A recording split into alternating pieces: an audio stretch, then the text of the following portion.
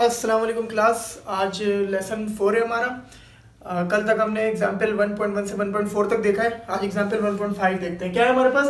Calculate the number of moles in 2.35 exponent 25 atoms of aluminium. ठीक है, हमारे पास number of मोल मालूम करने को कहा है। स्मॉल एन से भी रिप्रेजेंट करते हैं। इन 2.35 एक्सपोनेंट 25 एटम्स मतलब नंबर ऑफ एटम्स कितने दे दिए? 2.35 एक्सपोनेंट 25। आगे हमारे पास अल्युमिनियम की कहते हैं, बात अल्युमिनियम की गई है। ठीक है, अच्छा तो हमें पता है नंबर ऑफ एटम्स की बात की गई है, तो नंबर ऑफ पार्टिकल्स यकीनन है ये। तो उस फॉर्मूले में एक Na भी आता है, तो Na एक कांस्टेंट होता है 6.02 एक्सपोनेंट 23। इसको आप डेटा में लिख लें डायरेक्ट। ठीक है, अच्छा इस सॉल्यूशन क्या फॉर्मूला होता है? Number of atoms mole multiply by Na। दो फॉर्मूला लिखाया था, एक मोल मल्टीप्लाई बाय Na, दूसरा मोल को ही खोला गया था डायरेक्ट यहीं पे मास अपॉन मोलर मास। तो अभी हमारा मोल निकालना है तो डायरेक्ट ये फॉर्मूला यूज होगा। अच्छा मोल निकालना है तो जिस चीज को निकालना हो तो उसको अकेला करना होता है, इसके साथ मल्टीप्लाई में Na है तो इज इक्वल टू किस तरफ आके डिवाइड में आ जाएगा। नंबर ऑफ एटम कितना दिया हुआ है हमारे पास? 2.35 एक्सपोनेंट 25। Na कितना होता है? 6.02 एक्सपोनेंट 23। दोनों को डिवाइड करोगे तो 39.05 मोल ऑफ अल्युमिनियम आ जाएगा। ठीक है, इसी तरह एक हमारे पास क्वेश्चन है उसी के नीचे बुक में सेल्फ असेसमेंट का।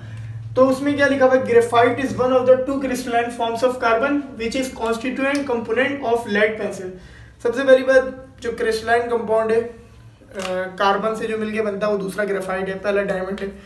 ठीक है, अच्छा क्या कहते हैं भाई, जो ग्रेफाइट है हमारा उससे पेंसिल की जो लीड होती है वो ग्रेफाइट से फॉर्म हुई होती है हमारे पास। ठीक है, सारे कार्बन पार्टिकल्स होते हैं वो ग्रेफाइट की लीड होती है।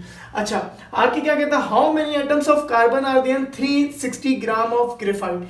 कितने नंबर ऑफ एटम्स होंगे 360 ग्राम ग्रेफाइट में? ग्रेफाइट दरअसल कार्बन ही की बात हो रही है क्योंकि पूरी ग्रेफाइट्स जो है उसमें कार्बन ही एटम होते हैं सारे। ठीक है, अच्छा also find the number of moles of carbon.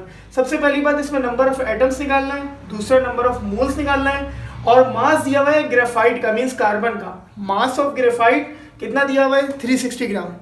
अब ये कार्बन जो है हमारा इसका मोलर मास भी आ जाएगा, कितना है? 12 ग्राम पर मोल होता है। ठीक है, अच्छा अब सॉल्यूशन में सबसे पहले देखें हम, आसानी क्या है हमारे पास? नंबर ऑफ मोल्स निकाल ले। क्यों?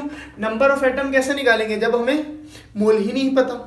ठीक है, अच्छा सबसे पहले आसानी क्या है? नंबर ऑफ मोल निकालें, इस मोल को प्रेजेंट इसमें पुट कर दें डायरेक्ट। ठीक है, दूसरा तरीका है इसको मास अपॉन मोलर मास में भी कर सकते हैं, लेकिन नंबर ऑफ मोल भी निकालना है, अलग से शो करना है, तो नंबर ऑफ मोल को भी अलग से शो करके दिखाना पड़ेगा। ठीक है, तो number of mole mass upon mass of substance divide by molar mass of substance. क्या होता है number of mole? Mass of substance क्या है हमारे पास? 360 डिवाइड बाय मोलर मास कितना है? 12 डिवाइड किया 30 मोल्स। अब नंबर ऑफ एटम्स का फॉर्मूला लगा दो।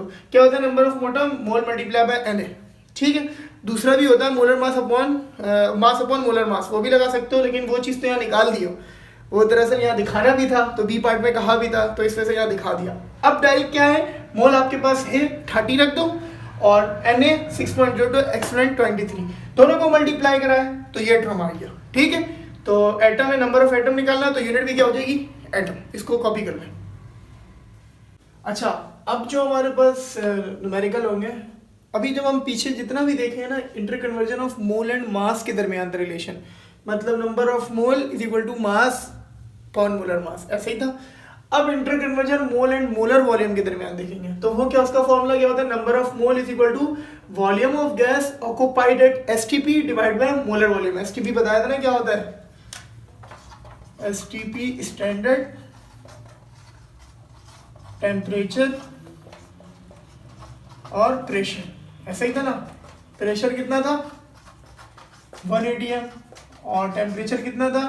273 केल्विन, या इसको 0 डिग्री भी सेंटीग्रेड भी कह सकते हो अगर सेंटीग्रेड में यूनिट लो। ठीक है, इसमें प्लस 273 करोगे तो केल्विन में आ जाता है। ठीक है, खैर तो उस स्टैंडर्ड टेम्परेचर प्रेशर पे हमारा वॉल्यूम ऑफ गैस होगा और divide by molar volume. Molar volume क्या होता है? STP पे स्टैंडर्ड टेम्परेचर प्रेशर पे 22.4 dm³। ठीक है, ये कांस्टेंट है हर गैस के लिए, पीछे लिखवाया अभी था जब समझाते हुए मोलर वॉल्यूम को। ठीक है, पीछे लेक्चर में देख सकते हैं आप लोग मोलर वॉल्यूम की वीडियो।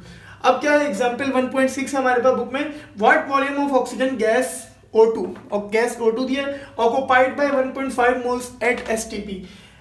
वॉल्यूम ऑफ गैस मालूम करना है, मतलब वॉल्यूम ऑफ O2 ना 1.5 मोल्स दे दिया, नंबर ऑफ मोल कितना? 1.5, और आपको पता है मोलर वॉल्यूम हर गैस के लिए कांस्टेंट है, वो कितना है? 22.4 dm³। सॉल्यूशन फॉर्मूला क्या लगाओगे, number of mole is equal to volume of gas upon molar volume, volume और मोल के दरमियान रिलेशन है तो ये वाला फॉर्मूला होगा।